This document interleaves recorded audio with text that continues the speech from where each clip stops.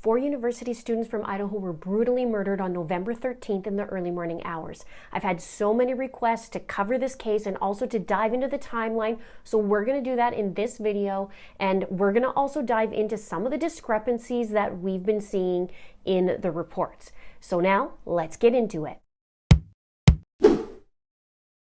The 4 students who were horrifically murdered were Ethan Chapin, 20 years old, Xana Kernodle, 20 years old, Maddie Mogan, 21 years old, and Kaylee Gonsalves, 21 years old. On Saturday, November 12th, 2022, it started off like an ordinary day. At 2:30 p.m. in the afternoon, Kaylee calls her mom, and she told her mom that she wanted to celebrate her birthday, which was earlier in the week.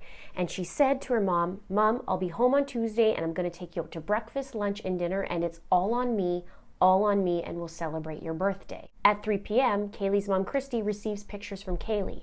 In the evening, between 8 and 9 p.m., Xana and Ethan, who were a couple, were at the Sigma Chi party on campus of University of Idaho. Reports say earlier that he was also attending a sorority party of his sister's. I have not found the time as to when that was. Let me know below. At 8:57 p.m., Xana posts a picture onto Instagram with a group of her friends, which appeared to be taken on the porch or the deck of her house. She says, "One lucky girl to be surrounded by these people every day. They live in the small town of Moscow, Idaho, just under 30,000 residents." Now at 10 p.m., Kaylee and Maddie, who grew up together and were very close friends, went to a downtown bar called the Corner Club. At midnight, Xana's dad reportedly spoke to Xana. Now at 1 a.m., 2 other roommates who lived with Xana, Kaylee, and Maddie were out in the Moscow community. They were separately out. But by 1 a.m., it said that they returned home. At 1:30 a.m., Kaylee and Maddie leave Corner Club Bar and they head towards a food truck called the Grub Truck, which is only about a 6-minute walk. At 1:41 a.m., Kaylee and Maddie are seen on camera ordering from this Grub Truck. You can see on camera that Kaylee and Madison were ordering food and they were waiting for it to be ready. Kaylee and Madison were also seen there with another person who was with them at the bar, but then they split ways. He was later ruled out as any potential suspect. Maddie and Kaylee waited about 10 minutes for their food. They arrived there at 1:41 approximately, and then they left at about 1:52. Now I did find a timestamp in the footage from Twitch, and it said 1:52 a.m. when we saw the girls leave. At 1:53, the girls did walk away in one direction, and you could see the man, the hoodie guy, as people called him, the hoodie food truck guy, he looked in a different direction and he was surprised that they walked off because somebody tapped him and he kind of went like one of these, and the girls left and they went into a different direction. Now you could see that the girls were a little tipsy in the video. Now it's reported that the girls left and then they took an Uber home. It's a 6-minute ride. Now here's where it's interesting, because several times the officers who are doing the press releases or press conferences, they're saying that the girls got home at 1:45 and Xana and Ethan also got home at about 1:45, or they were all home at 1:45. But according to the cam, the timestamps, and Kaylee's sister, this is not true. I'm not sure why they haven't amended it, or they just want to keep it grouped on there, but it's very weird to me that they wouldn't fix it. Maybe that's just the details in me. Let me know what you think below. But at 1:53 a.m., I saw this timestamp on Twitch. It says there, or 1:52, you could see them, and that's the moment that you can see the girls leaving. Now, it's typically a 6-minute drive from where they were to go home, but it is late at night. There might not be much traffic, and maybe it's just a little faster. So it said that they were home at about 1:56, leaving that 4 minutes to get home. And according to Kaylee's sister, she said between 1:56 a.m. and 1:59 a.m. that they got home. She did confirm it with a neighbor video, a ring cam, but it may just be when she was interviewed that she couldn't remember whether it was 1:56 or 1:59. The Uber driver was also ruled out. Now, half an hour later after they got home, it said that at 2:26 a.m., Kaylee starts to call Jack, and that's Kaylee's ex-boyfriend. Kaylee's sister says Kaylee calls Jack 6 times between 2:26 and 2:44 a.m. From 2:44 to 2:52, Maddie calls Jack 3 times. Then Kaylee makes a final call to him at 2:52 a.m. for a total of 7 times from Kaylee and also 3 times from Maddie. Now you gotta wonder what this phone call was all about, or was intended to be about, because from reports it's saying that it was unanswered. I don't know if they left a message or what happens. If you know extra information about that, let me know below. Perhaps we won't know that. And Kaylee's sister is very adamant that there's nothing suspicious about Jack. He is family and he's just as devastated as they are. Now, between 3 a.m. and 4 a.m., that's when police believe that these attacks happened. The cause and manner of death was homicide by stabbing. They had multiple stab wounds. It was said that the fatal wounds was to the chest or the upper body area. It was a fixed blade knife or Rambo style knife. Now, there's no signs of any SA, and it was said that likely all 4 of them were sleeping when the attacks took place. Now, however, it was also reported by Xana's dad that she had defensive wounds. And we did hear that at least one of them had the defensive wounds. The coroner said that there was a lot of blood on the wall, and we saw pictures in the news that you could see it actually dripping outside the house. This knife was said to be a 6-inch Rambo style knife. And it was also said that there was a general manager of the Moscow building supply that they said that police had come to question him whether or not that they sold these Rambo style knives, but he didn't. Also, there's reports that they're probing into a link between the knife and the Reserve Officer Training Corps. It's also called ROTC, and it is a program that's offered at the university, and it actually says it prepares young adults to become officers in the U.S. military. So that's very interesting. Now, in my research, I also saw that there were earlier reports of a man making threats with a knife back in September. And the guy was said to be on a bike. Nobody ended up being hurt, but it was very interesting that there's somebody out there threatening with a knife. Now, let's go back to the students. All 4 of them were stabbed, as we said, multiple times. And there was signs of no forced entry, and a door was left open, it was reported, when the officers first arrived. Now, it didn't say what door, but one of the students' fathers was saying that he suspects that it was the sliding door that was left open. 2 other people who were living in the home were found alive and unharmed. Now let's talk about the crime scene, because it says the suspects couldn't have fled without blood. Forensics expert Joseph Scott Morgan, I love him, he explained how the investigators would be following the trail of blood throughout the residence and that it would get mixed up. He says, imagine, if you will, as horrible as this is, every individual that was attacked subsequent to the first one, you'll have what referred to as commingling of blood, transferring from person to person to person. It would be impossible for this individual, the suspect, to have gotten out of there without a copious amount of blood on them. He says it would be leaving little bits and pieces and breadcrumbs throughout the house. And it was said that they were killed on the 2nd floor and the 3rd floor, and reports said that Ethan and Xana were on the 2nd floor, and then the girls Maddie and Kaylee were on the 3rd. Now, if we fast forward time, so the murders happened between 3 and 4 a.m. At 11:58 a.m., that's when roommates, the 2 remaining roommates, summoned friends, it said, to the house because they believed one of the victims from the 2nd floor, so that's either Xana or Ethan from our understanding, had passed out and wasn't waking up. Now, there's some confusion about this. I'm super confused too. Let me know what you think in the comments below, because if there is so much blood everywhere and this is 9 hours later, why would there be reports that someone passed out and wasn't waking up? I mean, maybe it could be shock. It could be shock, but it is a little bit odd because they're talking about someone being unconscious and whatnot. The 911 call was made and it was requested that they needed help for an unconscious person. But reports are saying that multiple people talked with a dispatcher before police arrived. And as I said, there was no sign of forced entry. There was talk that the front door did have a code lock on it. Now, I'm going to play devil's advocate too, because if people were drinking, maybe they forgot to lock the door, there could be all kinds of, issues with this. So let me know below your thoughts on this, but also if there's any extra information that you can, that you have and can glean from this, because I'd love to know. Now, about the killer. There was a guy who was interviewed. His name's Jim Clemente, and he is a retired FBI supervisory special agent and criminal behavior analysis expert. Say that out loud. He said that he believes the suspect is likely a young man, and who has not carried out such violent crimes before. So this is very fascinating to me. He said he's sloppy. This is probably more of a compulsive kind of person that would put him at a younger age and maybe in the age group or just above the victims. So they're creating this profile, obviously, about the suspect, but this is fascinating.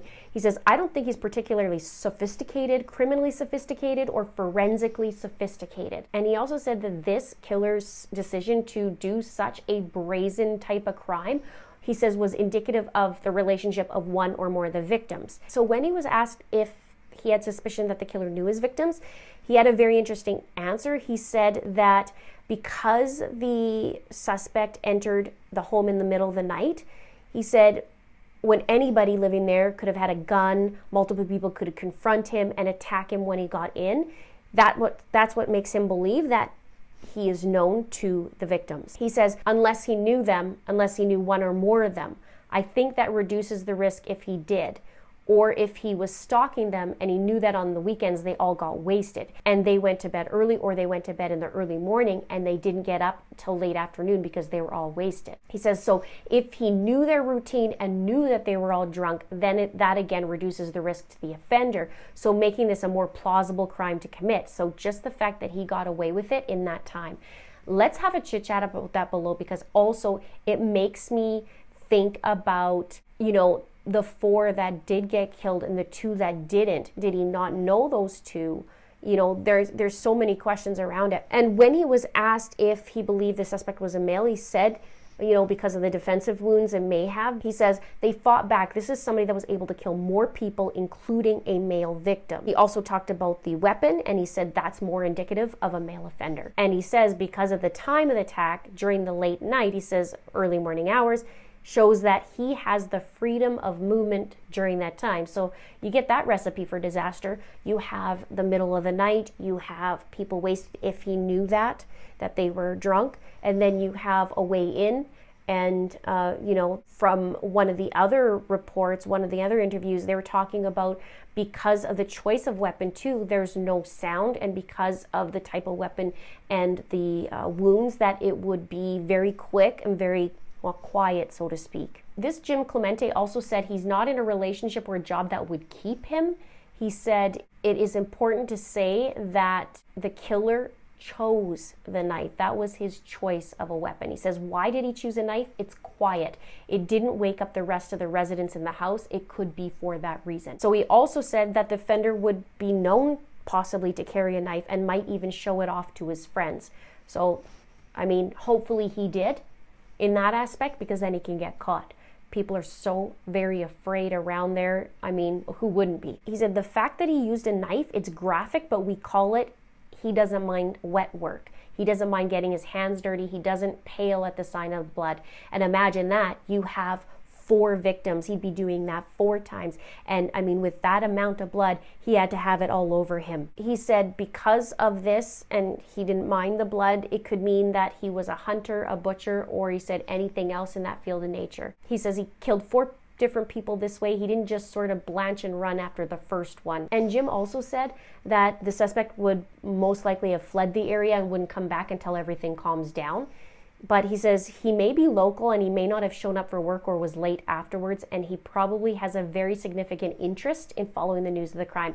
We know this just in recent news in the Delphi case, how the murder was hiding in plain sight. And I'm sure this is the same type of fear that people have, that he's right in, or she is in plain sight. According to a prosecutor, he said, that's my first thought on it. This offender did not just randomly choose this location, that he targeted one or more of the people in there. Now that could be because he has a relationship or past relationship with one or more of them, or it could be that he's been stalking one or more of them. And I also read in my research that it could have been pinpointed if one victim had more wounds or more extreme than the others, if that was the target. Now, there was an expert speaking about these killings, and he was talking sometimes you need to go back 72 hours before in the timeline, because it's important.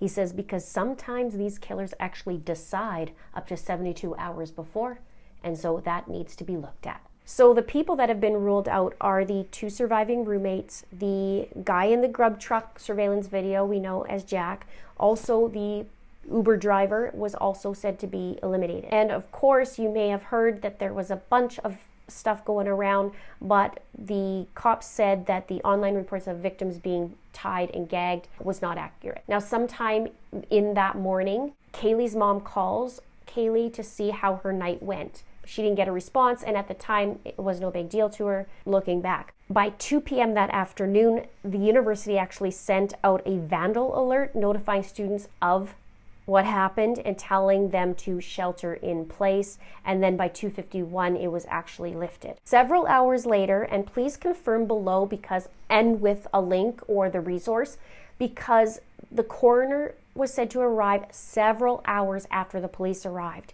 And some sources say it was between 5 and 5:30, but the coroner just said several hours later. Now, many people who have been part of the investigation said this is the worst they've ever seen. Now, one more thing that's been brought up, but the authorities are looking into it, is there's chitter chatter about a stalker, that apparently Kaylee had mentioned that there was a stalker or some sort of report she'd been saying about a stalker. The police captain said, we obtained information through some of our interviews that Kaylee had made some comments about a stalker, so that's where that came from. And to date, they have not found anything from what they're saying yet, but they're looking into it. The FBI has set up a special page for digital information that you can upload. As of the time of this recording, it said there was 103 pieces of evidence collected. There were 4,000 photographs. There were multiple 3D scans of the residence and hundreds of hours by the forensic science technicians and investigators, 1,000 tips and 150 interviews. There's going to be a candlelight vigil held on Wednesday, November 30th. That's going to be live stream. I'll have that in the description box below. There'll be that, and there's also going to be another vigil at 6 p.m. Wednesday the 30th at the same time. It'll be in sync, and that has to do with University of Boise from the looks of it. Correct me if I'm wrong. If you wish to support the families of Xana, Ethan, Madison, and Kaylee, there's GoFundMe pages. I will have that in the description box below as well. And there's a memorial scholarship from the Sigma Chi Foundation. They created it in Ethan Chapin's memory, and I'll have that also in the description box below. The university is adding extra protective measures. They canceled classes last week. There's some learning options. The kids are on break right now. When they come back, there's online learning options as well. It says faculties have been asked to prepare in-person teaching and remote learning options so that each student can choose their method of engagement. Moving courses fully online is not preferred, but may be necessary in limited situations. There's also an increased number of state troopers. They'll be on campus for the foreseeable future, it says, and the size of the school security force has also been increased. The University of Idaho is offering resources for employees and students so that they can help them deal with this, and it says including drop-in counseling, therapy dog support, and additional security officers on campus to escort students off campus. This video is the first in my series. I will have the playlist right here, and as more videos are uploaded, they'll be right there. Check out my other videos as well by going into my playlists. Please subscribe if you haven't done so already. Please like and please share. I will be adding more and more videos to this case. Let me know what you want to see. Thank you so much for watching. We'll see you soon.